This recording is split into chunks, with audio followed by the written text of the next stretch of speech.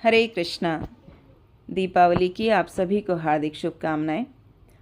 तो जब भगवान श्री रामचंद्र जी अपने 14 वर्ष के वनवास पूरा करने के बाद माता जानकी और भाई लक्ष्मण के साथ वापस अयोध्या आते हैं तो अयोध्यावासी दीपोत्सव मना करके उनका स्वागत करते हैं। तो इसी दीपावली के दिन एक और विशेष लीला की है भगवान श्री कृष्ण ने, जिसे कहते हैं दामोदर लीला। तो एक बार क्या हुआ कि नारद जी भ्रमण करते हैं। जैसे कि आप सब जानते हैं, नारद जी ज़्यादा समय एक स्थान पर नहीं टिकते हैं, वो भ्रमण करते हैं और नारायण नारायण का कीर्तन करते हुए भगवान के नाम का प्रचार करते हैं। तो ऐसे ही नारद जी चल जा रहे थे किसी वन से, और वहाँ पर एक तालाब में नारद जी ने देखा कि कुबेर के पुत्र मणिग्रीव और नलकुवर उस पवित्र नदी में स्नान कर रहे हैं नग्न अवस्था में, और उन्होंने मदिरापान भी किया हुआ है और कुछ अप्सराओं के साथ वहाँ वो स्नान कर रहे हैं। तो जब उस मार्ग से नारद जी गुजरते हैं तो जो अप्सराएं थीं वो अपना बदन ढकने लगती हैं, और जो कुबेर के पुत्र मणिग्रीव और नलकुवर थे, ये होश नहीं था इनको, इन्होंने नशा किया हुआ था तो इनको होश नहीं था। इन्होंने ना तो नारद जी को प्रणाम किया, ना उनको देखकर इनको कुछ लज्जा आई। तो नारद जी ने देखा कि कुबेर के पुत्र हैं मणिग्रीव और नलकुवर, ये कितने मदहोश हैं अपने नशे में। तो नारद जी ने उनको श्राप दिया कि अगर तुम्हें नग्न अवस्था में रहने का इतना ही शौक है तो तुम अगले जन्म में वृक्ष बनोगे। तो ये कहकर नारद जी वहाँ से आगे बढ़ जाते हैं। थोड़ी देर में जब इनका नशा उतरता है तो ये इनको याद आता है कि नारद जी ने इनको श्राप दिया है। ये उस वन में नारद जी को ढूंढते हुए आगे निकल जाते हैं। जब इनको नारद जी मिलते हैं तो नारद जी के चरणों में गिर जाते हैं और उनसे अपना प्रायश्चित करने लगते हैं, क्षमा मांगने लगते हैं। तो नारद जी, अब जैसे हम सुनते हैं अक्सर कि संत जो होते हैं वो क्या बहुत ही दयालु होते हैं, बहुत ही कोमल हृदय उनका होता है। तो नारद जी ने यहाँ पे उनको श्राप दे दिया। अब नारद जी ने कहा कि देखो, मैं अपना श्राप वापस तो नहीं ले सकता हूँ, हाँ, लेकिन एक काम हो सकता है कि तुम वृक्ष तो बनोगे, लेकिन द्वापर युग में जब भगवान श्री कृष्ण नंद बाबा और यशोदा मैया के आंगन में खेलेंगे तो वहीं उन्हीं के आंगन के आप वृक्ष बनोगे, ताकि भगवान श्री कृष्ण के द्वारा ही आपका उद्धार होगा और तुम वापस अपने धाम को जा पाओगे। तो ये उनको श्राप इस तरीके से नारद जी ने कन्वर्ट कर दिया। तो ये श्राप नहीं, उनके लिए आशीर्वाद हो गया। अब इधर दीपावली का दिन था, और दीपावली के दिन जैसे कि अक्सर यशोदा मैया को गोपियाँ जो थीं वो शिकायत लेके आती थीं कि मैया तुम्हारा लाला जो है वो हमारे घरों से माखन, दही, दूध इत्यादि चुरा कर खाता है। तो यशोदा मैया विश्वास नहीं करती थीं, क्योंकि यशोदा मैया के घर में खुद 9 लाख गायें थीं। तो 9 लाख गाय का दूध, दही, माखन कितना होता होगा, है ना। तो भगवान श्री कृष्ण के लिए वो कम थोड़ी पड़ेगा, छोटा सा लाला है, अभी तो कितना ही खाता है। तो माँ यशोदा विश्वास नहीं करती थी। अब दीपावली का दिन है तो आज मैया ने सोचा कि हो सकता है जो सेवक बनाते हैं, दही माखन निकालते हैं, उनका हो सकता है इसको पसंद ना आता हो, इसलिए ये उनके घरों में चोरी करके खाता हो। तो आज मैं अपने लाला को खुद अपने हाथों से बनाकर माखन खिलाऊंगी। तो यशोदा मैया प्रातःकाल उठती हैं, अपने नित्य कर्म करके, स्नान आदि करके वो दूध, दही, माखन निकालने में लग जाती हैं। तो उधर चूल्हे पे दूध रखा हुआ होता है उबलने के लिए, ताकि उसकी मिठाई बनाएंगी, और इधर यशोदा मैया मटके में दही रखकर उसको मथ रही हैं, उससे माखन निकालेंगी। भगवान श्री कृष्ण को माखन अति प्रिय है। तो यशोदा मैया गा रही हैं, नंद, माधव, गोपाल, नंदलाल, इस तरीके से भगवान के पवित्र नामों का उच्चारण कर रही हैं। और जो आचार्य बताते हैं कि जो मटकी में मथनी टकरा रही है, मटकी दही मथते समय, वो ऐसी ध्वनि लग रही जैसे मृदंग बज रहा हो। और यशोदा मैया के हाथों में जो चूड़ियाँ हैं, वो दही मथते से समय चूड़ियाँ हिल रही हैं हाथों से, तो ऐसा लग रहा है कि करताल बज रहा हो। तो वहाँ पर पूरा उस समय कीर्तन चल रहा है, मृदंग भी बज रहा है, करताल भी बज रहा है, और यशोदा मैया भगवान के पवित्र नामों का उच्चारण भी कर रही हैं, कीर्तन भी कर रही हैं। तो यशोदा मैया सोच रही हैं कि आज मैं बहुत अच्छे से अपने लाला को खिलाऊंगी, बहुत स्वादिष्ट व्यंजन बनाऊंगी। तो इतने में लाला जो है बहुत छोटे हैं, उठ के आते हैं बाहर, अपनी दोनों आँखों को मलते हुए सीधे मैया को ढूंढते हुए मैया की गोद में आ जाते हैं। तो मैया यशोदा उनको अपनी गोद में बिठाती हैं, उनको लाड़ लड़ाती हैं और उनको अपना स्तनपान कराने लगती हैं। तो यशोदा मैया ने देखा जब वो स्तनपान करा रही थी कि सामने चूल्हे में जो दूध रखा है पतीले में, दूध उबल के बिल्कुल बाहर गिरने वाला है। अब यशोदा मैया ने फटाफट से लाला को गोद से नीचे उतारा और दूध बचाने चली गई। तो लाला को आ गया क्रोध कि अभी तो मैया बोल रही थी कि तुझसे प्यारा मुझे कुछ कोई नहीं है, लेकिन अब मुझसे प्यारा इनको दूध हो गया, दूध को बचाने चली। तो हमारे आचार्य यहाँ पर बताते हैं कि आध्यात्मिक जगत में दूध भी सोचता है। दूध ये सोच रहा था कि अब भगवान तो अपना पेट मैया यशोदा का स्तनपान करके भर लेंगे, तो फिर मेरा पान तो भगवान करेंगे नहीं, तो इसलिए मेरा क्या ही फ़ायदा, तो मैं आत्महत्या कर लेता हूँ। तो इसलिए दूध पतीले से बाहर उफन के बाहर आग पर गिरने वाला था। तो उसको बचाने के लिए यशोदा मैया जाती हैं। तो इधर लाला बहुत क्रोधित हैं कि मुझे यशोदा मैया ने ऐसे कैसे मुझे गोद से नीचे उतार दिया, ऐसे मुझे कैसे मुझसे प्यारा इनको दूध हो गया। तो लाला ने एक डंडी उठाई और उस कमरे में जितने मटकियाँ रखी थी दूध दही माखन की, सब तोड़ डाली। अब भी गुस्सा शांत नहीं हुआ, दूसरे कमरे में प्रवेश किया। अब वहाँ देखा कि वहाँ भी कुछ मटके रखे हुए हैं, तो वहाँ पर भी उन सबको तोड़ा, सारी मटकियों को तोड़ डाला। इधर यशोदा मैया जब दूध बचाकर किचन से बाहर आती हैं रसोई से, तो देखा कि पूरा वहाँ का तो दृश्य ही बदल गया था। और जो मटकियाँ दही माखन की तोड़ी थी, उन्हीं के ऊपर अपने नन्हे नन्हे पैरों से चल रहे थे भगवान। तो नन्हे नन्हे चरणों के निशान दिखाई दे रहे हैं। तो यशोदा मैया उन निशानों को देखते हुए दूसरे कमरे में प्रवेश किया। अब जैसी मैया ने देखा, दरवाजे पर खड़ी हैं मैया देहली पर, और देखा कि सामने लाला बर्तनों को तोड़ रहा है, सारी मटकियों को तोड़ रहा है।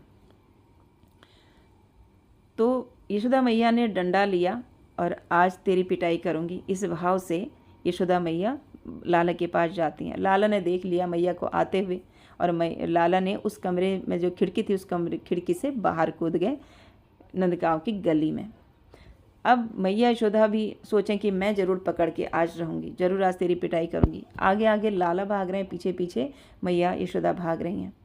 अब यशोदा मैया की उम्र अभी लगभग कोई 65 ईयर्स ऐसे है, और अब कितना वो भागे उनके पीछे। लाला तो भाग रहे हैं और कुछ दूरी पर जाकर देख रहे हैं कि मैया भी बहुत पीछे हैं, तो बैठ के अपना विश्राम कर ले रहे हैं। फिर जैसे मैया नज़दीक आती है तो फिर से भागने लग रहे हैं। ये दृश्य इतना सुंदर था कि आचार्य बताते हैं कि देवलोक से ऊपर आसमान से सभी देवी देवता जो थे भगवान की इस लीला को देख रहे हैं, उन पर पुष्प वर्षा कर रहे हैं, और देवता सोच रहे हैं कि कितना सौभाग्य है इस यशोदा मैया का कि यशोदा मैया भगवान के पीछे छड़ी लेकर भाग रही हैं। तो इस प्रकार से पूरे नंदगांव की आज परिक्रमा करवा दी है लाला ने यशोदा मैया से। फिर लाला ने सोचा कि मैया ने आज बहुत परिश्रम कर लिया, मैया थक गई हैं, क्योंकि यशोदा मैया के जो गजरा था वो कहीं गिर गया, पल्ला साड़ी का, कहीं बाल बिखरे, पसीने से लथपथ है। तो लाला जो हैं रुक जाते हैं और सोचते हैं कि चलो मैया ने बहुत परिश्रम कर लिया, अब मैं मैया के हाथों पकड़ में आ जाता हूँ। तो भगवान को कोई पकड़ नहीं सकता है ना। भगवान स्वतः उस भक्त के पकड़ में आते हैं जो उनसे इतना प्रेम करता है। उनके प्रेम के पाश से बंध जाते हैं भगवान अपने भक्त के ना। तो यशोदा मैया की पकड़ में आते हैं। यशोदा मैया ने पकड़ लिया उनको, और अब जैसे ही मारने के लिए छड़ी उठाई तो लाला ने अपना ऐसा मुंह बनाया कि यशोदा मैया को दया आ गई। यशोदा मैया ने कहा ठीक है, तुम्हें मारूंगी नहीं, लेकिन मैं तुम्हें सज़ा तो ज़रूर दूंगी। तो वहाँ पर एक मटकी थी, तो यशोदा मैया ने उस मटकी पर उस लाला को बांधना शुरू किया। वहाँ पे छोटी रस्सी मिली, तो रस्सी से बांधा नहीं गया, तो दो अंगुल रस्सी कम पड़ जाती है। जब ये नंदगांव में यशोदा मैया लाला के पीछे पीछे भाग रही थी, तो ये दृश्य देखने के लिए सभी वहाँ की गोपियाँ और लाला की सखी, जो ग्वाल बाल सखा थे, ये सब आ गए दृश्य देखने। अब यशोदा मैया बांध रही हैं लाला को, रस्सी 2 अंगुल छुट्टी पड़ रही है। तो गोपियाँ पूछती हैं कि मैया हम ले आए अपने घरों से, तो अब आज तो इसको सबक सिखाना पड़ेगा। तो अब रस्सियाँ मंगवा ली। यशोदा मैया ने अपने 9 लाख गायों की रस्सियाँ मंगवा ली, लेकिन हमेशा रस्सी 2 अंगुल छोटी पड़ी। अब यशोदा मैया सोचे कि ये छोटा सा लाला है, लेकिन जब मैं बांधे चलती हूँ तो ये 2 अंगुल रस्सी छोटी पड़ती है। अब ये 2 अंगुल रस्सी छोटी क्या है? तो आचार्य इसमें बताते हैं कि 1 अंगुल हमारी कोशिश, हमारा प्रयास, और दूसरी अंगुल भगवान की कृपा। तो जब तक हम प्रयास नहीं करते तब तक हमें भगवान की कृपा प्राप्त नहीं होती है। जब हम अपना पूरा प्रयास लगा लेते हैं तब भगवान हम पर अपनी कृपा करते हैं। तो उसी प्रकार से यहाँ पर यशोदा मैया पर भगवान कृपा कर रहे हैं। पकड़ में तो आ गए, लेकिन अब रस्सी बंध नहीं रही है। तो फिर लाला सोचते हैं कि चलो मैया बहुत परेशान हो रही हैं, तो अब मैं बांधने में आ जाता हूँ। तो भगवान खुद ही भक्त के प्रेम से बंध जाते हैं, उसके प्रेम में। तो जब यशोदा मैया ने लालो को बांध दिया और बोला कि अब यहीं रहो, यही तुम्हारी सज़ा है, और मैं जाती हूँ घर, वो सारा जो तुम दही माखन बिखेर कर आई हो उसको मैं साफ़ करती हूँ। तो यशोदा मैया घर आ जाती हैं। अब लाला कहाँ एक जगह पर टिकने वाले थे, तो उन्होंने थोड़ा इधर उधर हिले और जो ओखली थी वो ओखली टेढ़ी तिरछी हो गई। और अब लाला अपने छोटे छोटे कदमों से आगे आगे बढ़ रहे हैं, पीछे पीछे से जो ओखली थी वो लुढ़कती हुई जा रही है। तो लाला आते हैं अपने आंगन में, और आंगन में जो 2 वृक्ष मणिग्रीव और नलकुवर, जो अभी अशोक वृक्ष के रूप में वहाँ पर हैं, तो उनके बीच में से निकलते हैं। और एक लाला तो निकल जाते हैं, लेकिन जो पीछे ओखली थी वो अटक जाती है। लाला जोर से एक झटका देते हैं और दोनों पेड़ धड़ाम से नीचे गिरते हैं। बहुत तेज आवाज़ उसमें से होती है, और 2 देव पुरुष निकलते हैं जिन्होंने पीले वस्त्र पहने हुए हैं। वो भगवान को प्रणाम करते हैं और एक रथ में विराजमान होकर अपने धाम को वापस चले जाते हैं। जब पेड़ों के गिरने की वो आवाज़ सुनी तो सभी ब्रजवासी अपने घरों से बाहर निकल आए। यशोदा मैया, नंद बाबा, ये सब भी आए। आसपास जो ग्वाल बाल खेल रहे थे वो सब बोल रहे हैं कि ये लाला ने तोड़े हैं, दोनों पेड़ लाला ने तोड़ दिए। अब कोई विश्वास नहीं कर रहा है, कोई मानेगा नहीं, क्योंकि छोटा सा लाला, इतने बड़े कितने अर्जुन वृक्ष हैं, वर्षों से खड़े हैं वहाँ पर, इतने पुराने वृक्षों के छोटा सा लाला कैसे तोड़ सकता है? तो कोई विश्वास नहीं कर रहा है। तो वहाँ से भगवान ने उन वृक्षों पर कृपा की, और भगवान सबसे पहले क्या करते हैं, अपने भक्त की जो वाणी होती है उसको सार्थक करते हैं। तो नारद जी क्या हैं? भगवान के परम शिष्य हैं, प्रिय शिष्य हैं। जो हर प्रिय क्यों हैं? क्योंकि नारद जी हर समय और जहाँ भी जाते हैं वहाँ पर निरंतर उनका समय इसी में बीतता है कि वो भगवान के पवित्र नाम का संदेश सबको देते हैं, प्रचार करते हैं। तो भगवान अपने उस नारद जी ने जो बोला था कि उनके भगवान श्री कृष्ण के हाथों ही आपके उद्धार होगा, तो भगवान ने ये दामोदर लीला करी नारद मुनि की उस वाणी को सार्थक करने के लिए, उन 2 यमलार्जुन वृक्षों का उद्धार करने के लिए। तो इस प्रकार से भगवान ये सारी लीलाएं करते हैं, इस भौतिक जगत में आते हैं अपने भक्तों का सम्मान बढ़ाने के लिए। और ऐसे जो लीलाएं हैं उन सब को सुनकर हम सब भी हमारा भी उद्धार हो रहा है, हमारी भी शुद्धिकरण हो रहा है। तो इसलिए भगवान ये सारी लीलाएं यहाँ पर करते हैं। तो कार्तिक मास में बताया जाता है कि इस भगवान को यशोदा दामोदर जो उखल बंधन वाली लीला है, उस चित्र को दीपदान करना चाहिए, दीपक दिखाना चाहिए भगवान को, है ना। तो इससे दीपक दिखाने से हम भी अपने जन्म जन्मांतरों के पापों से मुक्त होते हैं। जिस तरीके से यमला अर्जुन, मणिग्रीव और नलकुवर मुक्त हुए, ऐसे ही हम भी अपने पापों से, अपने अपराधों से मुक्त होते हैं, है ना। तो दीपावली का परम उत्सव, तो आइए हम सभी भगवान श्री रामचंद्र जी के चरणों में प्रार्थना करते हैं कि जिस तरह उन्होंने रावण का वध करके उसका उद्धार किया, है ना, तो इसी तरीके से हमारे हृदय में भी रावण हैं। हमारे हृदय में बहुत सारे रावण हैं। हमारे हृदय रूपी उस लंका में जो रावण हमने बिठा रखे हैं, काम, क्रोध, मोह, लोभ, मद, मत्सर्य, इनका वध करके इस हमारे हृदय को अयोध्या बनाएं, वहाँ पर वो वास करें और हमें अपनी भक्ति प्रदान करें, हमें अपनी शुद्ध प्रेम, शुद्ध भक्ति प्रदान करें।